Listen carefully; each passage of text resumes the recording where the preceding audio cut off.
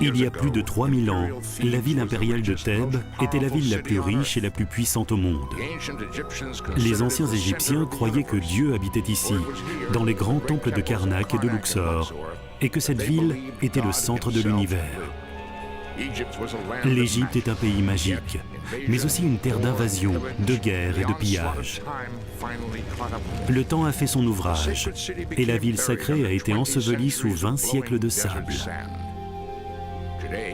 Aujourd'hui, les temples et les tombeaux de Thèbes ont été redécouverts. Alors quels étaient les rêves des pharaons et l'histoire de leurs dieux enfouis dans cette terre mystérieuse ?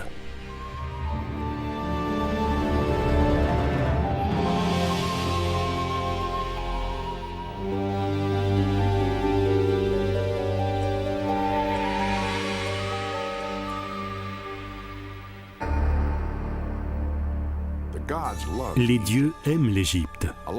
Partout, on ressent leur présence, dans le désert, le long du Nil, dans ces paysages exotiques, et notamment dans les grands temples de Karnak et de Luxor, où règnent les dieux et leurs mystères. L'Égypte garde jalousement ses secrets, enfouis dans le silence infini des siècles passés. En Égypte, il existe des choses qu'on ne saura jamais. Pourquoi tout est-il si grand et créé pour l'éternité? Comment ont-ils eu l'idée de construire ces édifices? Alors que le reste du monde vivait dans des huttes de boue, les Égyptiens avaient des rêves de grandeur.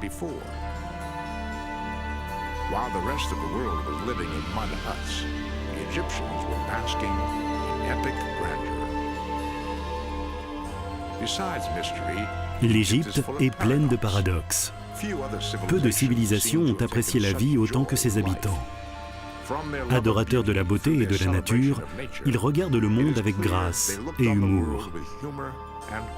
Mais aucun autre peuple n'est autant obsédé par la mort.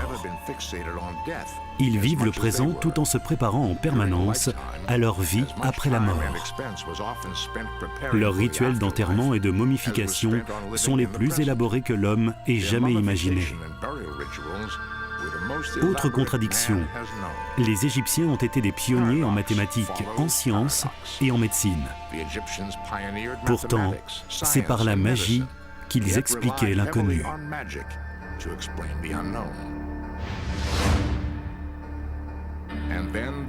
Et puis vinrent les pharaons. L'histoire a-t-elle connu des souverains plus puissants? Qui d'autre qu'un pharaon peut proclamer qu'il est un dieu et en convaincre son peuple?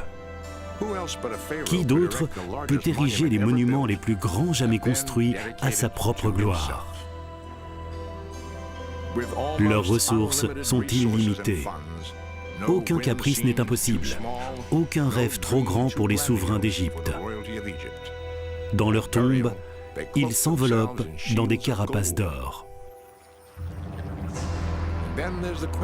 Ensuite vient la question du temps. Et l'histoire a avec le temps un lien tout à fait privilégié. Son histoire est plus ancienne que celle des Grecs et des Romains. Quand ceux-ci font leur apparition, l'Égypte a déjà plusieurs milliers d'années. Tout comme nous, les Grecs et les Romains sont émerveillés en découvrant les pyramides et les temples des pharaons. Comme nous, ils naviguent sur le Nil et dans les méandres de l'histoire pour essayer de comprendre leur signification. Et comme nous, ils restent déconcertés. Une chose est cependant certaine, plusieurs éléments sont réunis ici, en particulier l'homme et Dieu.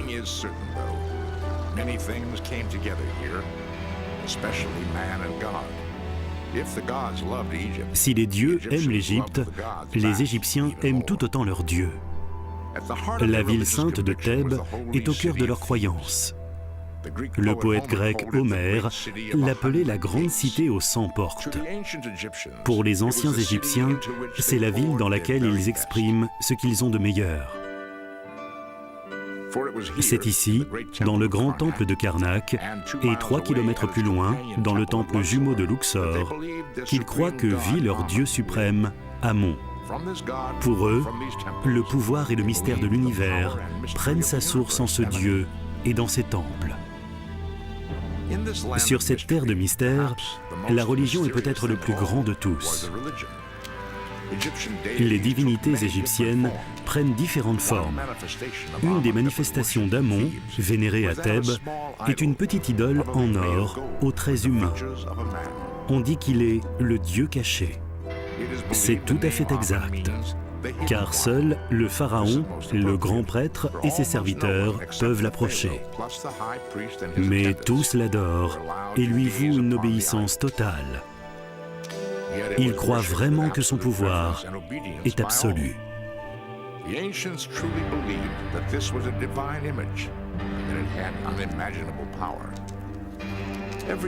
Chaque jour, le prêtre se rend dans l'enceinte sacrée du temple où se déroule le rituel. Le dieu est nourri, habillé et adoré. En fin de journée, ce rituel s'inverse et l'idole est rangée pour la nuit. C'est le pharaon qui va vers Amon et non le dieu qui vient vers le pharaon. Cela ne diminue pas l'importance du souverain, mais indique sa soumission au dieu. Car les Égyptiens croient que le pouvoir du pharaon vient directement de Dieu. Amon n'a pas toujours été le plus grand chez les Égyptiens. D'autres divinités ont régné sur le pays. Certaines d'entre elles sont liées à des villes. Leur prestige et leur pouvoir reflètent la fortune de la cité. Le nom d'Amon a toujours été lié à Thèbes. Quand les familles qui dirigent le pays sont issues d'une ville, elle est projetée au devant de la scène ainsi que ses dieux. La fortune de Thèbes croissant, elle devient la cité la plus riche et la plus puissante d'Égypte. Ainsi, Thèbes et les pharaons honorent-ils leur dieu, convaincus qu'il est à l'origine de leur prospérité. Les pharaons, protecteurs des temples, se montrent très généreux. La plupart de ces monuments ont été financés par la fabuleuse machine de guerre égyptienne. Vers 1500 avant Jésus-Christ, les frontières du pays sont établies depuis longtemps dans la vallée du Nil et son influence s'étend jusqu'à la Mésopotamie. Située à 640 km en amont sur le Nil, la ville de Thèbes déborde de richesses. Les temples de Karnak et de Luxor forment un ensemble qui deviendra le plus grand centre religieux de l'Antiquité. Quels trésors les pharaons apportent-ils dans les temples pour plaire au roi des dieux?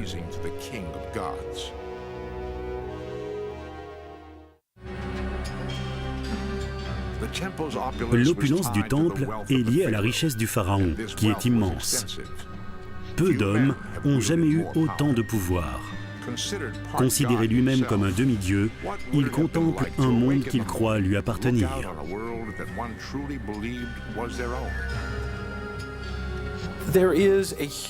Ce peuple a un côté humain. Il connaît aussi la réalité. Quoi qu'on fasse, la mort est au bout du chemin.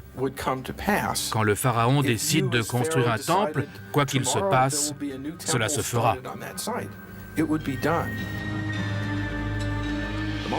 Les temples sont un lieu de culte.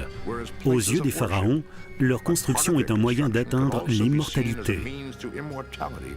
En gravant leurs noms et leurs images sur les murs du temple, les souverains égyptiens croient qu'une partie d'eux-mêmes vivra pour l'éternité. Choisir la pierre comme matériau de construction est le moyen le plus sûr de se prémunir contre les ravages du temps. Et c'est une ressource qui ne manque pas en Égypte. Les pharaons possèdent de très grandes carrières, notamment en amont de la rivière, à Assouan. La vallée du Nil, en particulier le désert oriental, est une des zones géologiques les plus riches du monde. On y trouve toutes sortes de pierres de construction et de pierres destinées à d'autres usages. Décorations, vases, joailleries. Sur le plan géologique, l'Égypte a donc beaucoup de chance. Et les Égyptiens de l'Antiquité ont profité au maximum de ces ressources. L'architecture égyptienne est unique et singulière, inspirée par la beauté éternelle. Beaucoup pensent que le style des temples est issu de l'amour des Égyptiens pour la nature. On voit le lien entre le temple égyptien et l'idée qu'avaient les Égyptiens de l'univers, comment ils concevaient la géographie et leur environnement. D'abord le pylône ou portail qui est comme un second horizon. Le soleil se lève et se couche au-dessus de l'ouverture du pylône. La salle hypostyle est aussi caractéristique de ces grands temples. En fait, c'est une salle remplie de colonnes. Et si vous les observez bien, vous verrez que ce sont des plantes géantes. Il y a des papyrus et des lotus et on voit nettement au sommet une ombrelle ou une fleur. Et au bas de la colonne, on a cette magnifique végétation feuillue. Beaucoup d'éléments naturels sont insérés dans la décoration, comme le soleil, la lune, les étoiles. Pourquoi tout semble-t-il si grand ? Les grandes pyramides ont été construites des siècles avant les temples de Karnak et de Luxor. C'étaient les monuments les plus grands jamais construits, mais ils n'ont pas eu une grande influence. Pendant des siècles, la majeure partie de l'architecture égyptienne est restée dans les limites du raisonnable. Mais quand les constructions se sont accélérées, les pharaons se sont mis à bâtir à une échelle colossale. Ils voulaient envoyer un message à leur peuple, à leurs voisins, et à leurs ennemis. La taille des monuments égyptiens est une affirmation du pouvoir des dirigeants. Ce gigantisme s'est développé avec l'établissement de l'Empire égyptien en Nubie et dans le Moyen-Orient à partir de 1500 avant Jésus-Christ. Chose étonnante, pour l'observateur moderne, cette architecture massive dégage une impression générale des plus agréables. C'est très épuré, très précis, ça fonctionne très bien et dans un certain sens, ça interpelle vraiment notre sens moderne de l'esthétique. Pour les gens de l'époque victorienne, cela n'avait rien d'attirant ni de vraiment beau. Mais pour nous, cela semble extrêmement moderne, très épuré, très fin. L'architecture égyptienne était splendide.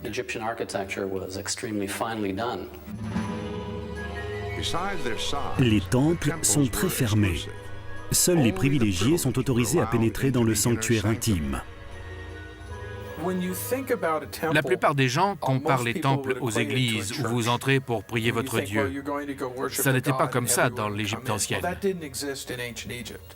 Le peuple restait dehors, à l'écart des lieux sacrés. Seuls les êtres purs, c'est-à-dire les religieux, pouvaient y entrer. Et plus vous étiez pur, plus vous étiez élevé dans la hiérarchie, plus vous pouviez aller loin à l'intérieur du temple.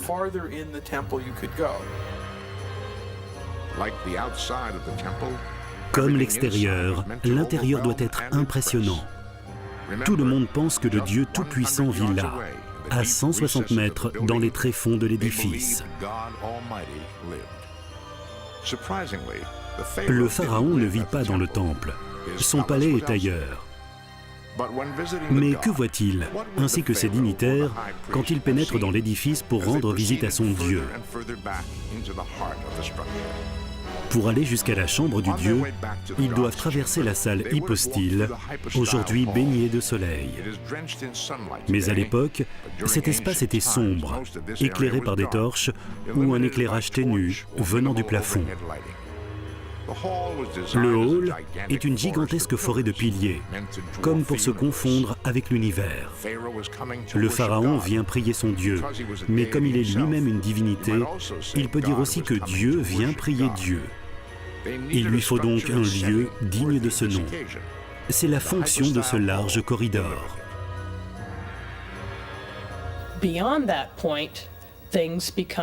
Au-delà de ce point, les choses deviennent plus secrètes.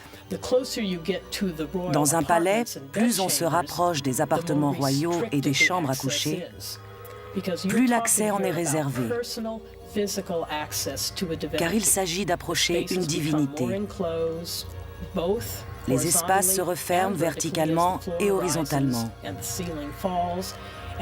Le sol s'élève, le plafond s'abaisse et on s'enfonce encore. Non seulement en termes d'espace qui se rétrécit, mais en termes de temps. On passe du monde de la lumière dans lequel nous évoluons tous les jours au monde d'avant la création, où rien n'était différencié et où tout était une masse sombre.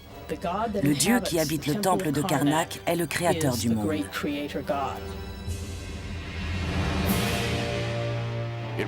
C'est là que le pharaon et le Dieu communiaient. Le rituel se déroule à l'écart de la population, ce qui ne fait qu'accroître le pouvoir et le mystère du Dieu.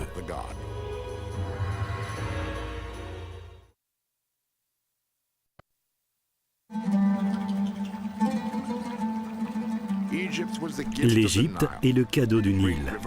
Ce grand fleuve est à l'origine de tout. Il coule au cœur de l'Afrique, traverse le désert brûlant. C'est une artère vivante pour le pays, généreux pourvoyeur de nourriture, source de revenus et de richesses. Et il assure la protection de ses riverains. La vallée du Nil est entourée par des milliers de kilomètres de désert. À son embouchure, il y a la Méditerranée et à son extrémité sud, de dangereuses cascades. Il isole ainsi le pays de ses ennemis. L'Égypte est difficile à envahir. Peu s'y sont essayés. Pendant des siècles, elle n'a connu aucune menace extérieure.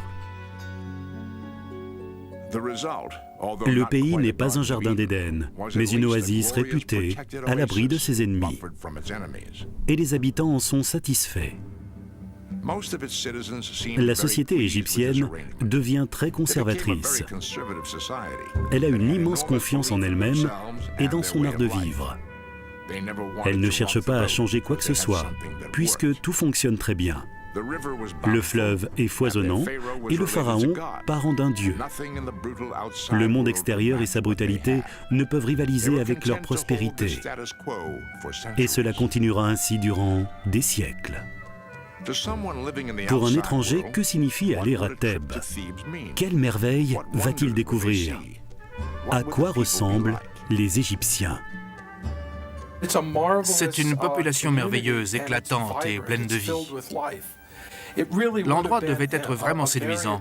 Il y avait des fêtes et d'autres manifestations. Le prêtre en organisait, il fallait voir tout ce qui se passait. Le temple était toujours en construction. Il y avait des chemins de terre qui soulevaient des nuages de poussière et des gens qui s'agitaient. C'était un peu comme un film de Cecil B. DeMille ou des années 50. C'était très vivant.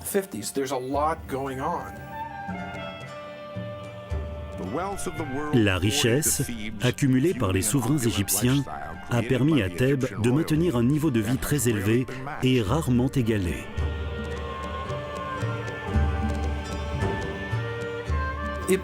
Ce devait être un endroit magnifique. En tout cas, pour les 1% qui formaient l'élite de la société. Mais pour les paysans, la vie n'était pas rose. Ils travaillaient 7 jours sur 7.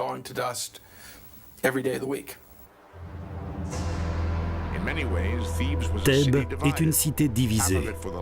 La moitié est habitée par les vivants et l'autre par les morts. Et le fleuve passe au centre. Sur la rive ouest, on trouve les grands tombeaux et les palais mortuaires. Et sur la rive est, les établissements religieux. On peut considérer les temples comme les géants industriels de l'époque. Le pharaon et la maison d'Amon devenant de plus en plus puissants, on a besoin de beaucoup de main-d'œuvre pour entretenir les temples. C'était beaucoup plus que de simples lieux de culte. C'était aussi de grands centres administratifs et économiques. Ces temples avaient des intérêts fonciers dans tout le pays. Cette partie de la société était vraiment très riche. Elle employait des centaines de personnes, voire des milliers, qui étaient indispensables à la société. Les prêtres, les scribes, les comptables, les médecins, les enseignants, les artistes, tous ont des devoirs envers les temples. Et les constructions continuent à s'élever. Karnak n'est jamais terminé, car chaque génération veut ajouter sa pierre, comme un geste envers son Dieu.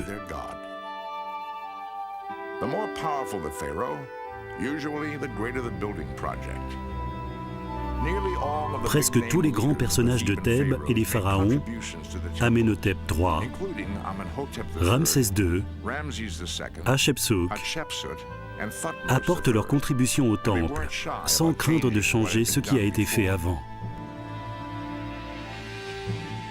Le temple de Karnak, tout au long de son histoire, a toujours été un gigantesque chantier.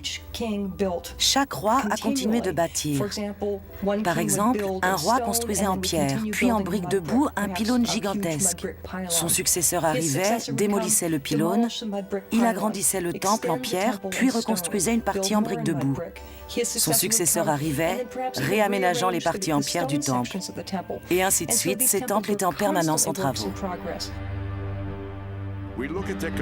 Quand on les regarde aujourd'hui, on se demande comment ces constructions ont pu être édifiées sans la technologie moderne.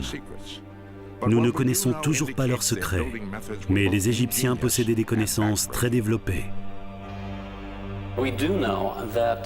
Nous savons que ces pierres étaient hissées dans des endroits inaccessibles par des centaines et des milliers d'ouvriers à main nue.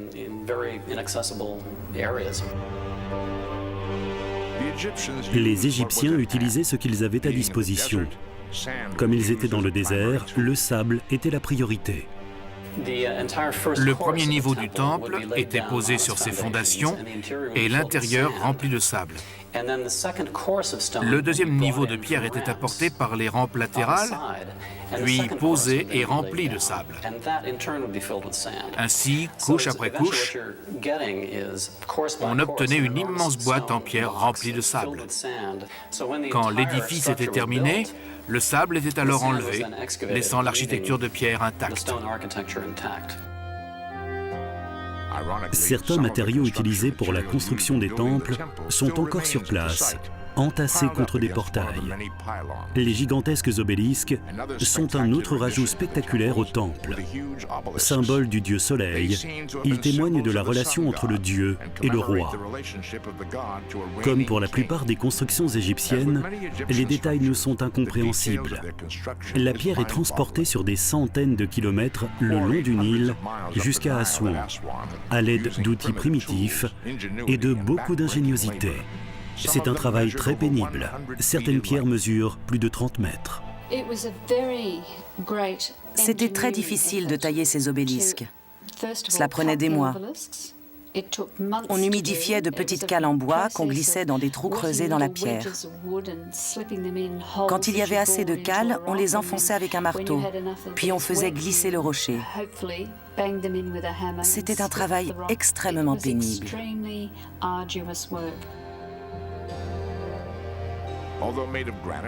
Bien que ce soit du granit, c'est extrêmement fragile. Une erreur lors de la taille peut faire rater toute l'opération. Comment le pauvre contremaître aurait-il pu expliquer au pharaon que l'obélisque s'était fendu au cours du transport? Et c'est pourtant la partie la plus facile du travail. On apporte les gigantesques éléments au bord de la rivière, puis on les met sur des bateaux et on les transporte sur la rivière. À l'époque, le Nil était beaucoup plus dangereux qu'aujourd'hui. Un défaut d'équilibre du bateau ou un léger tangage sur les rapides peut provoquer le naufrage. Quand l'obélisque arrive à Thèbes, il est porté jusqu'au temple en fanfare.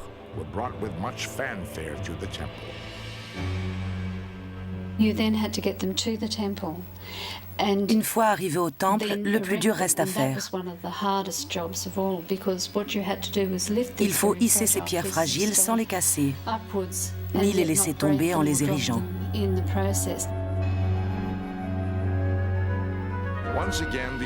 Les Égyptiens utilisent là aussi un soubassement de sable. Ils soulèvent l'obélisque, puis le placent sur son piédestal à l'aide de cordes. Pour les ouvriers et le contremaître, c'est un soulagement quand enfin l'obélisque est debout. Les monuments de Thèbes étaient très différents de ce que nous voyons, car à l'époque, ils étaient peints. The completed buildings at Thebes look much different than they do today because of color. Le granit égyptien est magnifique. En vieillissant, il change de couleur avec la lumière. On passe d'une sorte de rose à ce doré, absolument magnifique et irradiant qui apparaît le soir. Ce n'est pas ce qu'on voyait dans l'Antiquité, parce que ces temples étaient peints de couleurs claires. Par miracle, certaines peintures sont arrivées jusqu'à nous, révélant encore une fois l'amour des Égyptiens pour la nature, comme le montre le ciel plein d'étoiles peint sur les plafonds. Sur les murs, ils gravent leur histoire et leurs textes sacrés. Pour eux, le monde est éternel. Pourtant, il ne l'est pas. Comment auraient-ils pu savoir que 3000 ans plus tard, nous déchiffrerions leur langage mystique et ses messages? Que disaient-ils?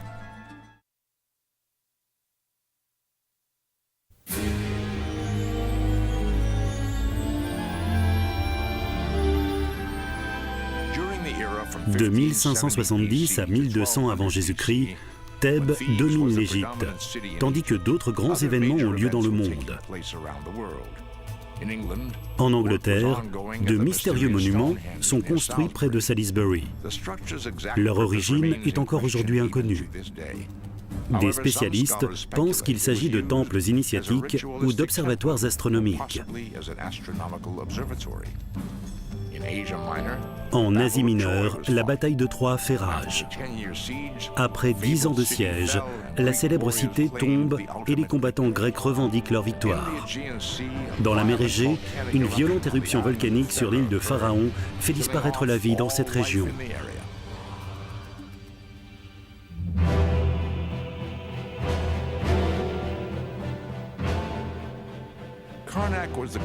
Karnak était le plus grand temple d'Égypte, mais on eut bientôt besoin d'en construire un autre, encore plus grand, à 3 km plus au sud, le temple de Luxor, appelé aussi le harem de Dieu. Une voie bordée de sphinx y conduit à partir de Karnak. C'est à Luxor que le dieu Amon s'unit dans la chair, mystiquement et symboliquement, avec la déesse qui est son épouse. L'union est célébrée par les fêtes autour de l'Opet et renouvelée chaque année lors de la crue du Nil pour redonner des forces au pays et renforcer le lien entre le pharaon et les dieux. Lors d'une grande fête, on sort la statue d'Amon du sanctuaire de Karnak et sur un bateau fabuleusement décoré, elle remonte la rivière jusqu'au temple de Luxor.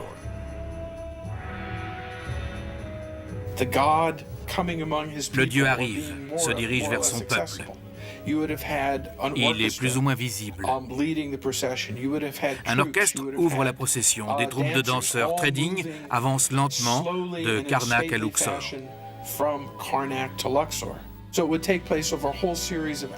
Comme la cérémonie prend des heures, le peuple arrive à voir son Dieu.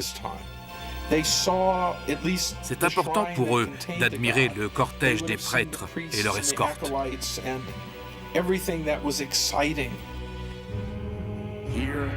Ici, à Luxor, le dieu est profondément vénéré. Il est couvert d'offrandes et d'objets sacrés, puis guidé un peu partout pour accomplir le rite du renouveau.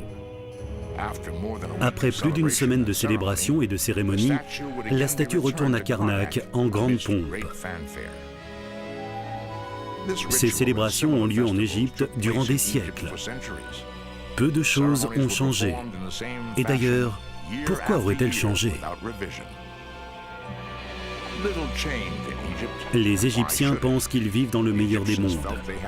Mais tout change à l'avènement du pharaon Aucun en 1367 avant Jésus-Christ. La domination de la ville sacrée de Thèbes est menacée, car Aucun veut révolutionner la religion égyptienne. Avec un zèle fanatique, il remplace le dieu Amon par un nouveau dieu, Aton, dieu unique et universel, à la source de toute vie, et représenté par le disque solaire.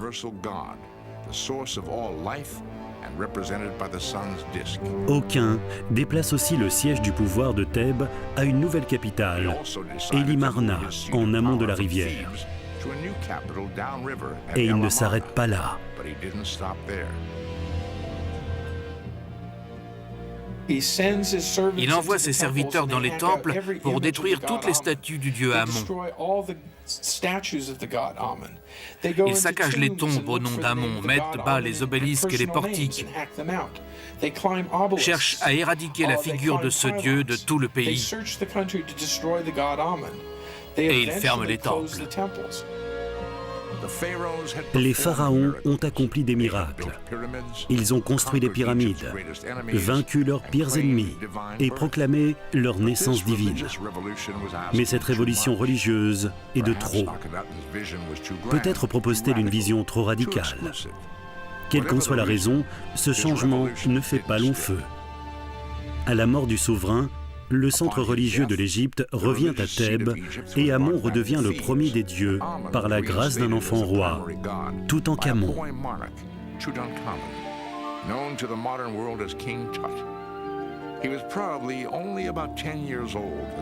Il n'a que 10 ans quand il accède au trône en 1347 avant Jésus-Christ.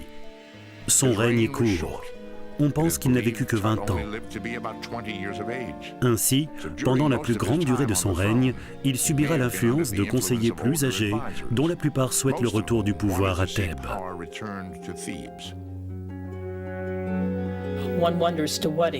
On se demande jusqu'où il pouvait imposer ses préférences politiques et religieuses, à supposer qu'il en ait. Il se peut qu'il n'ait été qu'une marionnette manipulée par les conspirateurs de l'époque.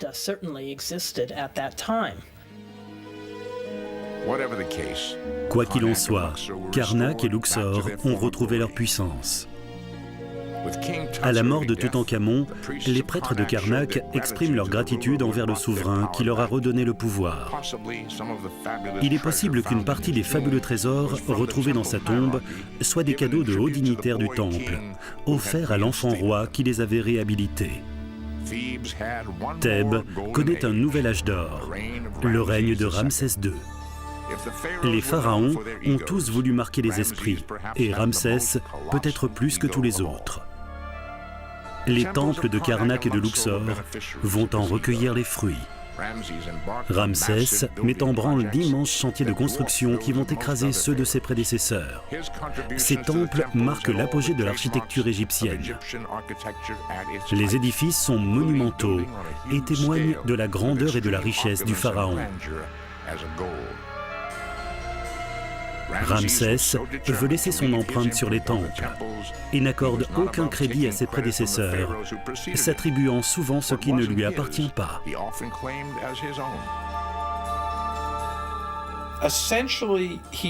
En fait, il prend des statues ou d'autres pièces et met son nom dessus. C'est pratique. Dans la civilisation égyptienne, il suffit de mettre son nom sur quelque chose pour que cela vous appartienne. Ainsi, si vous possédez une statue de Amenhotep III et que vous trouvez qu'il y en a trop, eh bien, vous effacez son nom, vous mettez le vôtre et la statue vous appartient. Quelquefois, on changeait aussi les traits du visage. Parfois aussi, Ramsès gravait son nom à plus de 15 cm de profondeur dans le mur pour qu'il soit difficile à ses successeurs de les effacer à leur tour.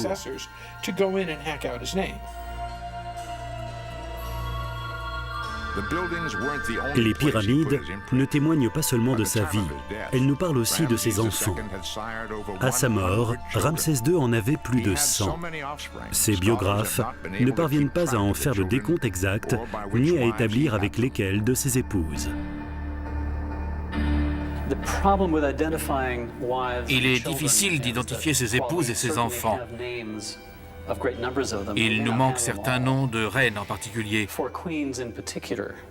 Dans le Nouveau Royaume, les pharaons avaient des harems. Toutes les épouses n'étaient pas égyptiennes. Certaines venaient d'au-delà des mers. Les mariages permettaient de sceller des alliances diplomatiques. On connaît aussi les noms de la plupart des princes et des princesses, mais il en manque.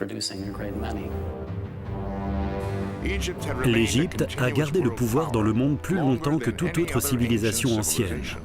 Mais finalement, le temps et le monde extérieur l'ont rattrapé.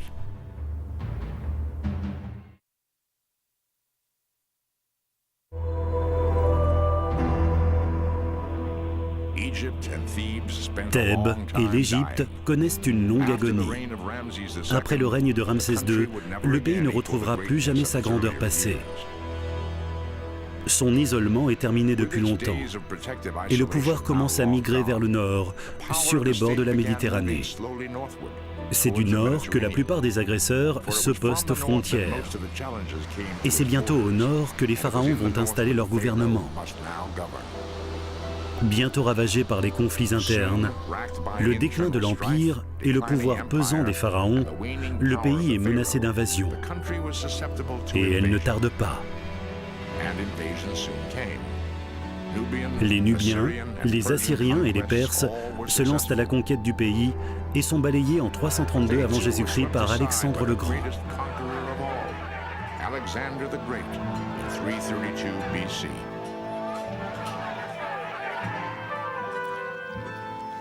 Alexandre est fasciné par la culture égyptienne et très au fait de sa gloire passée. Comme tous ceux qui atteignent les rives du Nil, il est médusé par tout ce qu'il voit. Les Grecs considéraient l'Égypte comme un pays merveilleux, empreint d'une grande sagesse qu'ils ne comprennent pas toujours très bien. Alexandre respecte tellement les Égyptiens de l'Antiquité qu'il restaure certains temples pillés par les précédents envahisseurs. Il fait même graver son portrait sur les murs comme un pharaon. Avant Alexandre, les Grecs avaient déjà contribué à nommer la ville sainte Thèbes, car avant eux, les Égyptiens l'appelaient Vasette. Les Romains succèdent aux Grecs, puis viennent les chrétiens. Les dieux égyptiens sont-ils finalement morts? Peut-être, comme Thèbes, ne sont-ils qu'endormis?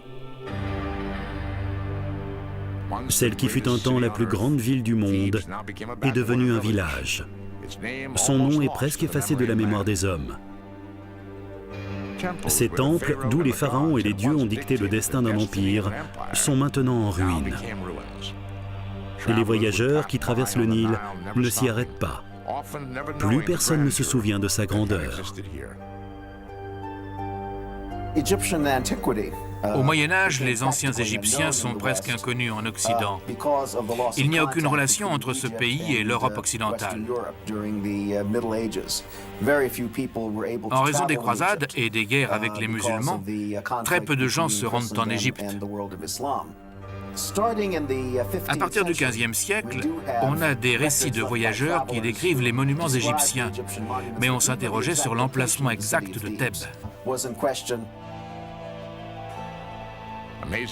Les grands temples sont devenus des asiles pour les pauvres et parfois même des bars.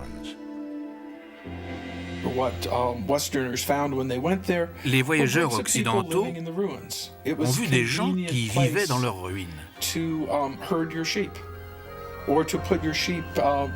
C'était un endroit commode pour garder les moutons, pour les mettre à l'abri de la pluie.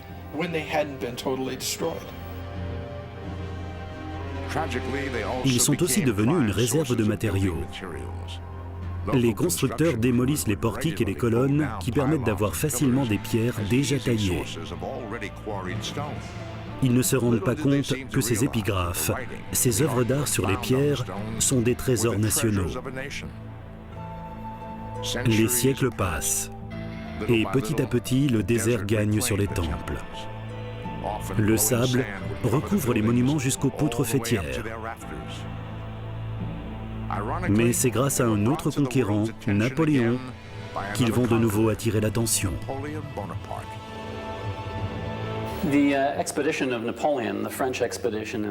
En 1798, l'expédition française de Napoléon franchit le Nil et s'intéresse non seulement aux monuments anciens, mais à toute l'Égypte, aussi bien dans le domaine de la botanique, de la géographie ou de l'ethnographie. Ils sont éblouis par la taille et la beauté des monuments anciens, et cela va faire naître en Europe un engouement pour la vallée du Nil.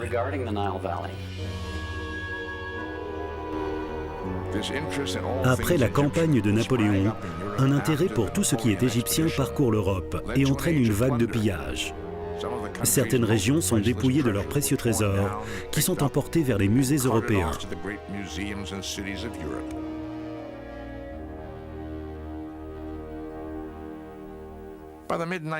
Au milieu du XIXe siècle, les archéologues vont en Égypte et s'efforcent de préserver et de répertorier ces merveilles antiques. Les érudits égyptiens, français, anglais, allemands et américains s'attellent à remettre ensemble les morceaux du puzzle.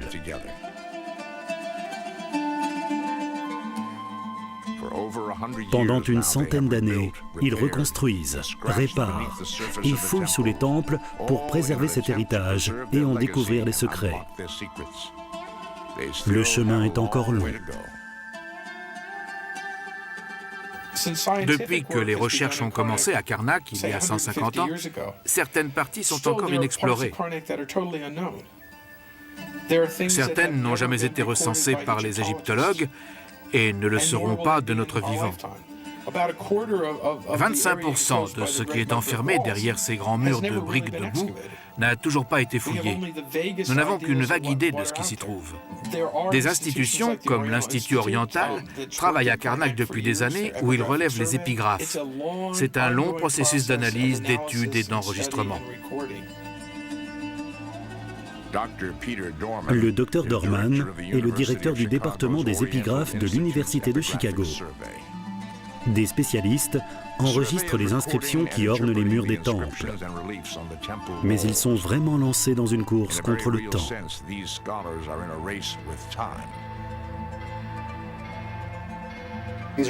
Ces monuments ont été exposés à la lumière, au vandalisme, aux érosions pendant de nombreuses années et ils se détériorent encore peu à peu. C'est un processus très lent. Mais ces inscriptions religieuses et historiques se volatilisent littéralement devant nos yeux. Elles n'ont pas fait l'objet de relevés précis. Pour les chercheurs du futur qui regarderont ces inscriptions, il faut en faire des copies avant que l'érosion et le vandalisme ne les fassent entièrement disparaître.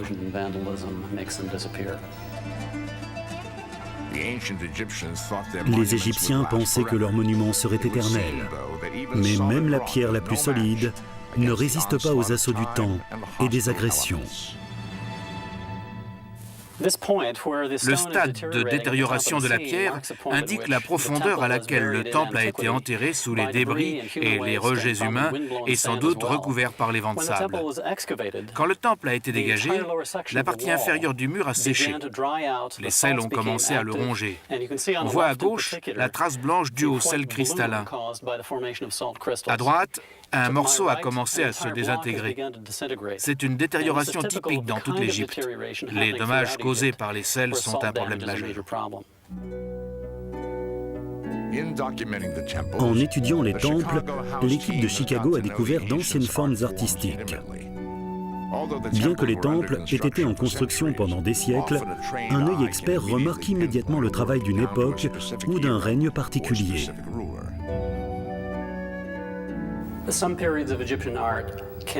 Certaines périodes de l'art égyptien sont très spécifiques.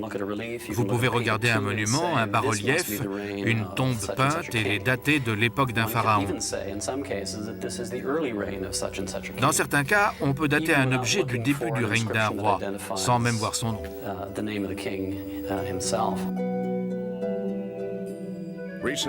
Récemment, l'équipe a enregistré les bas-reliefs de l'Opet de Luxor. Il était temps, car chaque année qui passe efface un peu plus les murs du temple qui tombent en poussière. Les bas-reliefs de l'Opet, dans le temple de Luxor, ont été recensés tout récemment. Sur le plan historique, ils sont très significatifs. Ce sont les monuments les plus importants du règne de Toutankhamon. Mais ils présentent aussi de merveilleux détails sur la célébration de l'Opet. Leur composition est un tour de force et leur signification religieuse très importante.